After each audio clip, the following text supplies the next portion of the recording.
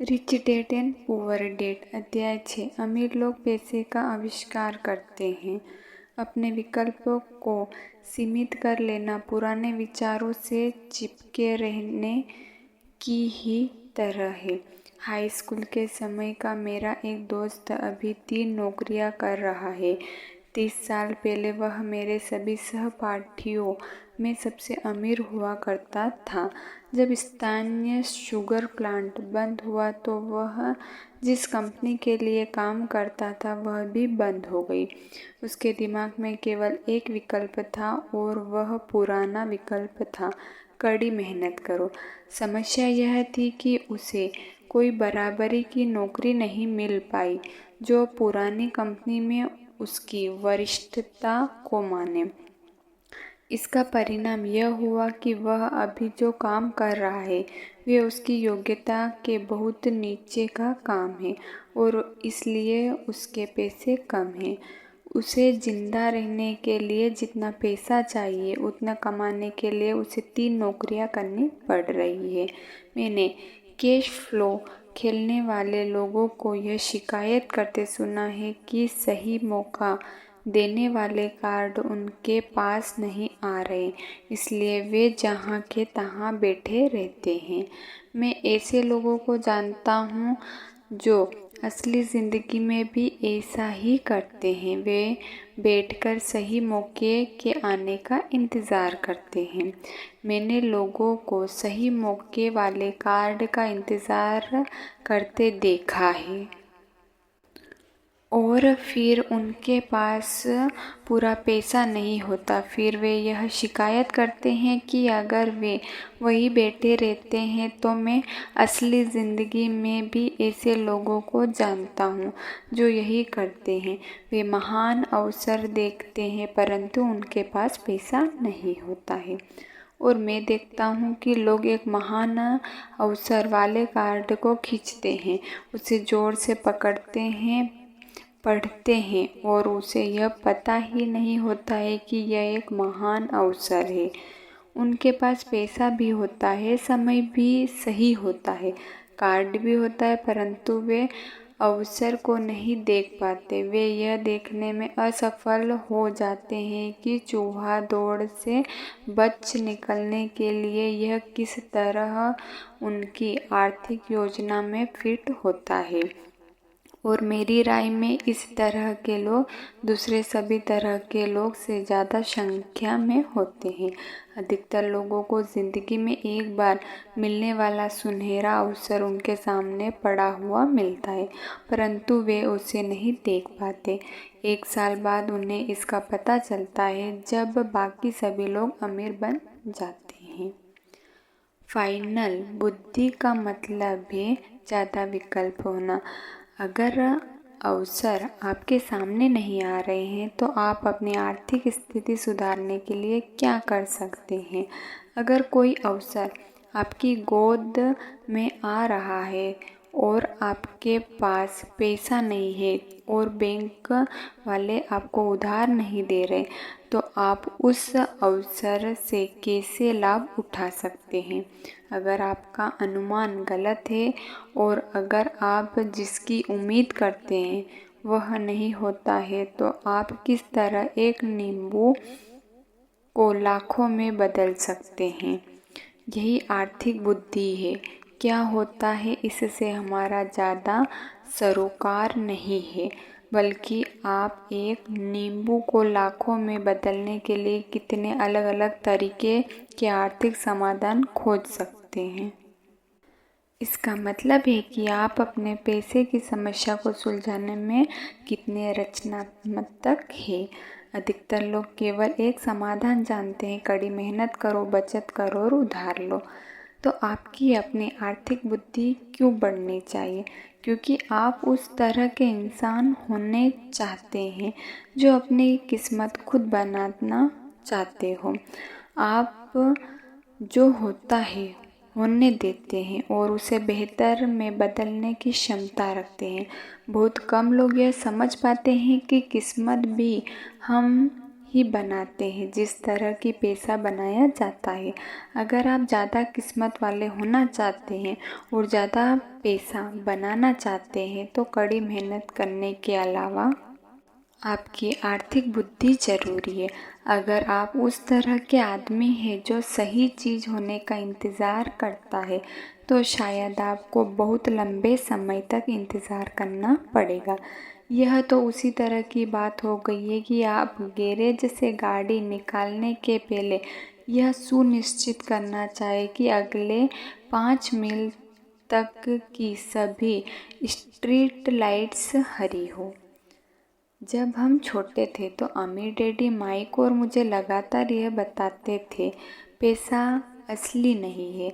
अमीर डैडी हमें बार बार यह याद दिलाया करते थे कि जब हमने प्लास्टर ऑफ पेरिस से सिक्के ढाले थे तो हम पैसे के रहस्य के सबसे करीब आ गए थे, क्योंकि हम पैसा बना रहे थे।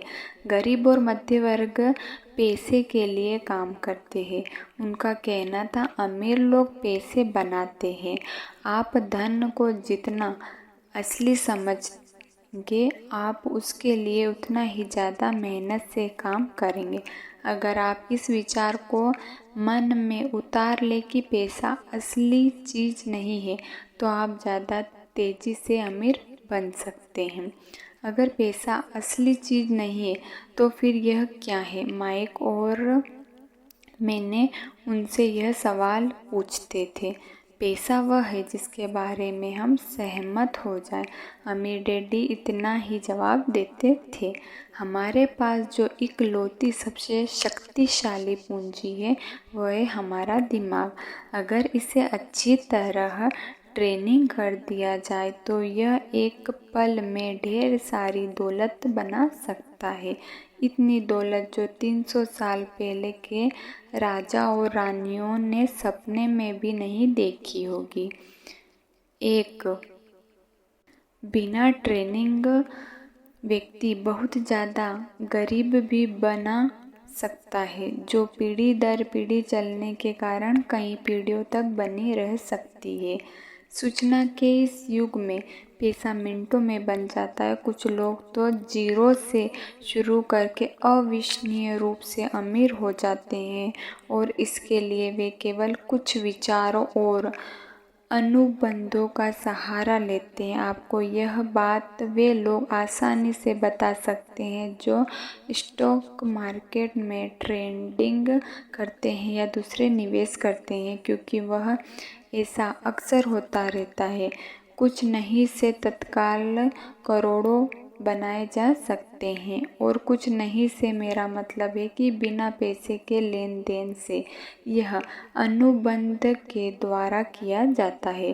ट्रेडिंग पिट में हाथ के एक संकेत से टोरंटो के ग्राहक के आदेश पर सिलबन के ट्रेडर की स्क्रीन पर बत्ती जलती है और शेयर पल भर में टोरंटो पहुंच जाते हैं। 1 मिनट बाद शेयर बेचने का आदेश दिया जाता है और वे पल भर में बिक जाते हैं। इस पूरे मामले में धन का लेन देन नहीं हुआ था, अनुबंधों का हुआ था। तो आपकी आर्थिक प्रतिभा क्यों विकसित करें, इसका जवाब केवल आप ही दे सकते हैं। मैं आपको बता सकता हूँ कि मैं क्यों इसे विकसित कर रहा हूँ, क्योंकि मैं तेज़ी से धन कमाना चाहता हूँ। इसलिए नहीं कि मुझे इसकी ज़रूरत है, बल्कि इसलिए क्योंकि मैं ऐसा करना चाहता हूँ। यह सीखने की एक दिलचस्प प्रक्रिया है। मैं अपने आर्थिक IQ इसलिए विकसित करना चाहता हूँ क्योंकि मैं दुनिया के सबसे तेज़ और सबसे बड़े खेल में भाग लेना चाहता हूँ, और अपने छोटे तरीके से मैं मानवता के अभूतपूर्व विकास का हिस्सा होना चाहता हूँ। एक ऐसा युग का जहाँ इंसान विशुद्ध रूप से केवल अपने दिमाग से काम करते हो, शरीर से नहीं। इसके अलावा यह ज़्यादा रोमांच है, यह पैसा है, यह डर है, यह आनंद है। इसलिए मैं अपने आर्थिक बुद्धि में निवेश करता हूँ और अपने सबसे शक्तिशाली संपत्ति को विकसित करता हूँ। मैं बहादुरी से आगे बढ़ने वाले लोगों के साथ होना चाहता हूँ। मैं पीछे रह जाने वाले लोगों के साथ नहीं होना चाहता हूँ। मैं पैसे बनाने का एक आसान उदाहरण देना चाहता हूँ।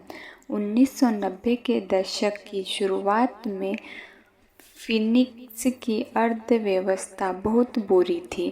मैं good morning America TV serial देख रहा था जब एक आर्थिक प्लानर आया और उसने निराशावादी भविष्यवाणी करना शुरू कर दिया। उसकी सलाह थी कि पैसे बचाओ, हर महीने $100 बचाए और 40 सालों में आप भी करोड़पति बन सकते हैं। खैर, हर महीने निश्चित रकम बचाना भी एक अच्छा विचार है। यह एक विकल्प है, एक ऐसा विकल्प जिसे बहुत से लोग मान लेंगे। समस्या यह है कि ऐसा करने से आदमी यह नहीं जान पाता है कि उसके आसपास क्या हो रहा है। वे अपने पैसे में ज़्यादा ज़रूरी बढ़ोतरी के बड़े मौके का फ़ायदा नहीं उठा पाते हैं। दुनिया उनके पास से गुजरकर आगे बढ़ती जाती है। जैसे मैंने कहा, अर्थव्यवस्था उस समय बहुत बुरे हाल में थी। निवेशकों के लिए यह एक आदर्श बाजार स्थिति थी। मेरा काफ़ी पैसा उस समय स्टॉक मार्केट और अपार्टमेंट हाउसेस में फंसा हुआ था। मेरे पास नगद पैसा नहीं था। चूँकि हर कोई बेच रहा था, इसलिए मैं खरीद रहा था। मैं पैसे बचा नहीं रहा था, मैं निवेश कर रहा था। मेरी पत्नी और मेरे पास $10 लाख से ज़्यादा नगद थे, जो तेज़ी से बढ़ते हुए बाजार में काम कर रहे थे। निवेश करने के लिए यह सबसे बढ़िया मौका था। मैं बहुत छोटे छोटे निवेशकों का तो वर्णन नहीं कर सकता, परंतु कई बड़ी बातें ज़रूर बताना चाहूँगा। वे घर जिनकी कीमत कभी $1 लाख होती थी, अब $75,000 के हो गए थे। परंतु स्थानीय रियल एस्टेट ऑफिस में खरीदारी करने के बजाय मैंने वकील के ऑफिस या अदालतों की सीढ़ियों पर खरीदारी करना शुरू कर दिया। इन जगहों पर $75,000 का घर $20,000 या इससे भी कम में खरीदा जा सकता था। मैंने अपने मित्र से $2,000 का लोन लिया। 90 दिन के इस लोन पर ब्याज $200 था। मैंने वकील को कैशियर का चेक दे दिया। जब अनुबंध की कार्यवाही चल रही थी, तब मैंने अखबार में विज्ञापन दिया कि $75,000 का घर केवल $60,000 में बिका है और किसी डाउन पेमेंट की ज़रूरत नहीं है। मेरा फ़ोन तत्काल व्यस्त हो गया और लगातार बजने लगा। संभावित खरीदारों को छांटा गया और एक मकान कानूनी रूप से मेरे नाम हो गया। तो सभी संभावित खरीदारों को घर देने की इजाज़त दी गई। अनंत रोमांचकारी घटनाक्रम के बीच घर कुछ ही मिनटों में बिक गया। मैंने $2,500 की प्रोसेसिंग फीस मांगी, जो उन्होंने खुशी खुशी दे दी, और इसके बाद कानूनी नाम की कार्यवाही शुरू हो गई। मैंने अपने मित्र से $2,000 के कर्ज में $200 ब्याज मिलाकर उसे दे दिए। वह खुश था, घर खरीदने वाला भी खुश था, वकील भी खुश था और मैं भी खुश था।